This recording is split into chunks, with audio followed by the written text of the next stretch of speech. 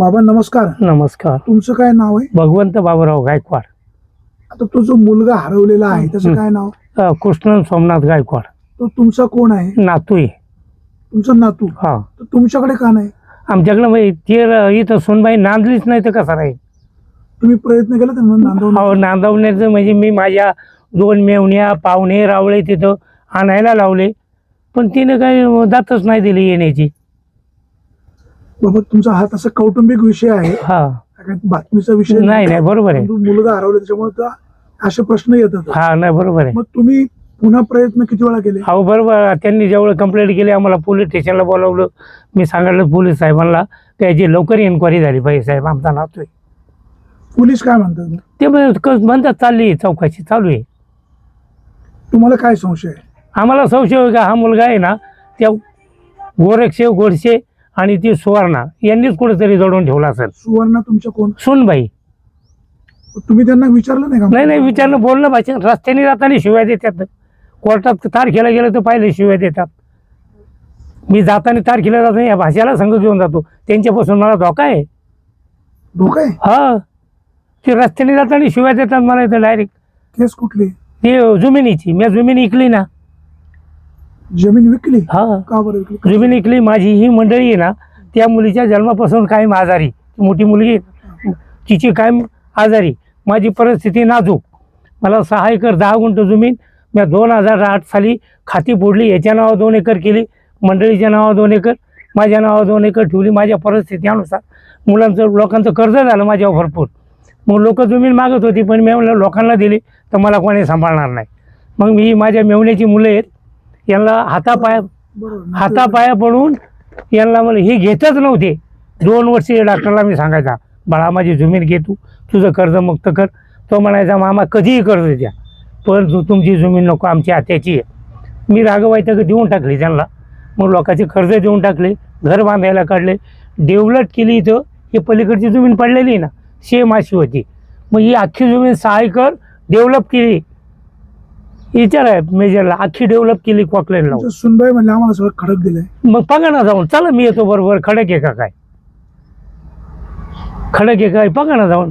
आता तुमच्या सुनबाईंनी जे आरोप केले हे सगळे खोटे आहेत. काय आरोप केले ते माहिती आहे का? आरोप म्हणजे हेच माझा मुलगा यांनी गडप केलाय, यांनाच खिलारी साहेबाचा हाते. खिलारी साहेब माझ्या मावशीचा पुतण्या आहे.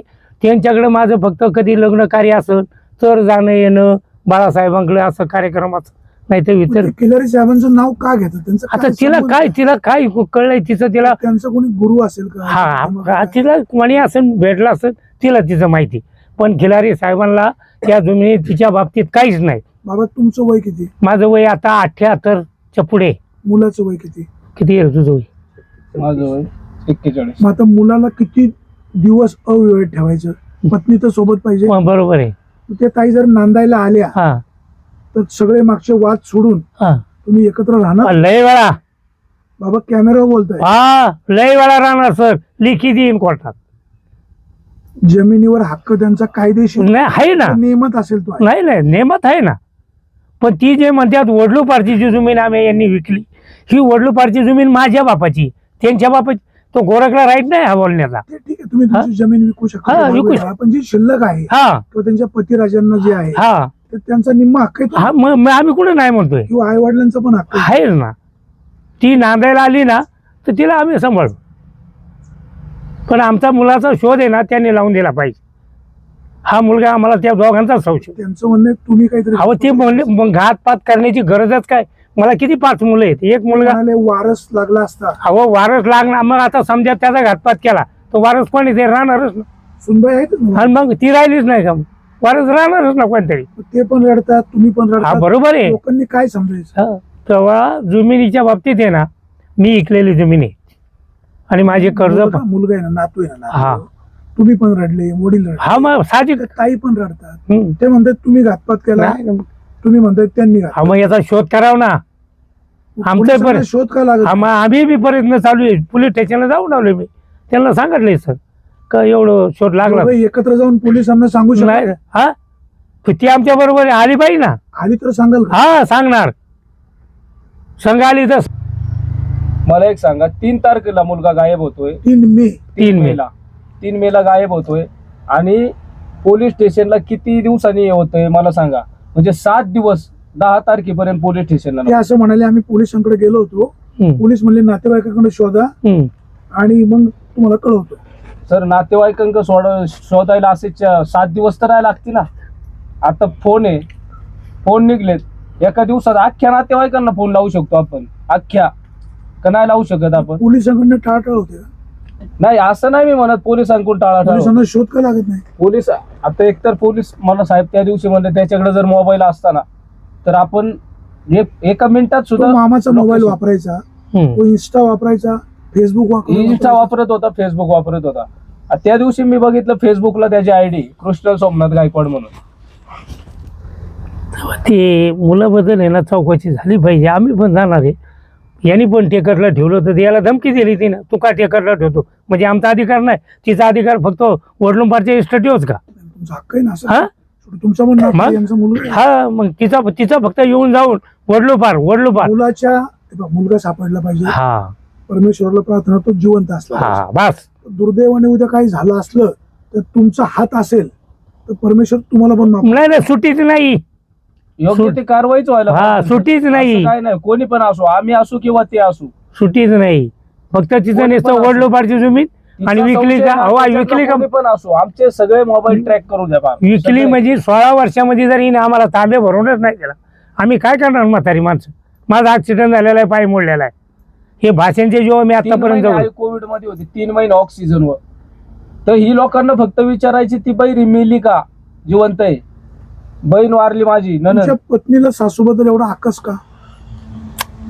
काय पहिल्यापासून घमंडी स्वभाव आणि समोरच्याला एकदम म्हणजे नाही का तुच्छ समजण्याची इच्छा आहे, बाकी काही तुमचं लग्न कोणी जमवलं? माझं लग्न आमच्या चुलत मामाने जमवलं. किती वर्ष त्या ताई इकडे राहिल्या? सर इथं आल्याच्या नंतर 4-5 महिन्याची इथं गावी राहिले. त्याच्यानंतर भोसरीला होतो आम्ही. भोसरीला पण हीच नाटकं असायची कायम नाही का. याला छोटा ती घेऊन दिलता सर मी. वेळेवर डब्बा बिबा नाही बनवायचा असं तसं नाही का.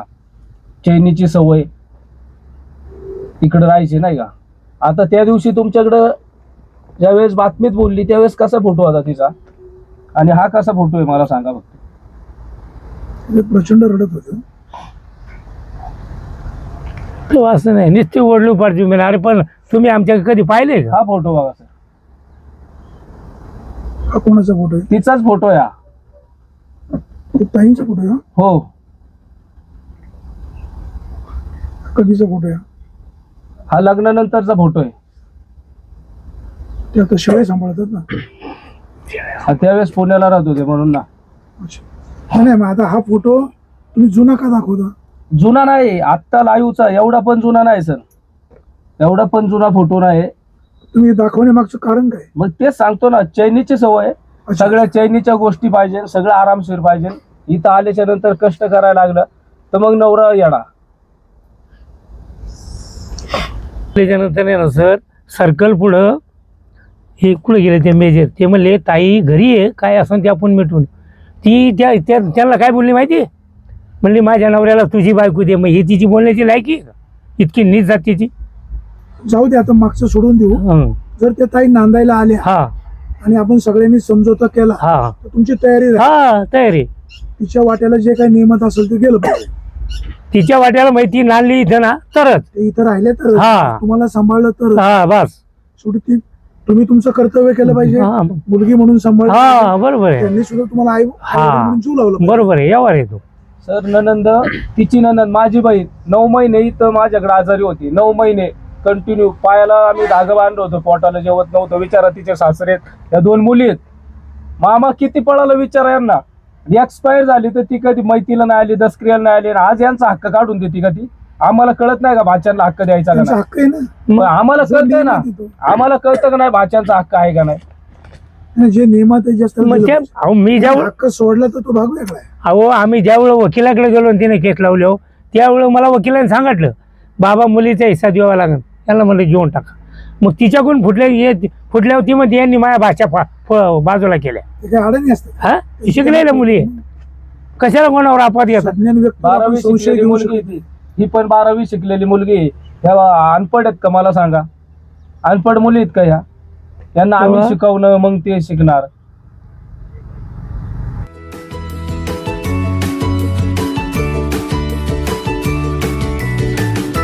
बातम्या शेतीच्या, बातम्या मातीच्या, बातम्या अन्यायाच्या, गुन्हेगारीच्या,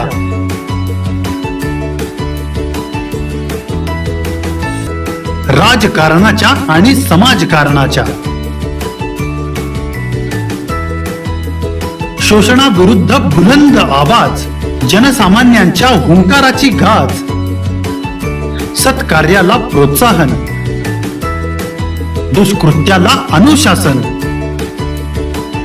निर्भीड, निस्पृह, सडेतोड, बेधडक आणि रोखठोक म्हणजेच विघ्नहर टाइम्स. शोध बातमीचा, ध्यास सत्याचा. आपलं चॅनल, आपली बातमी. सबस्क्राईब तर कराच, पण बेल आयकॉनवर क्लिक करायलाही विसरू नका.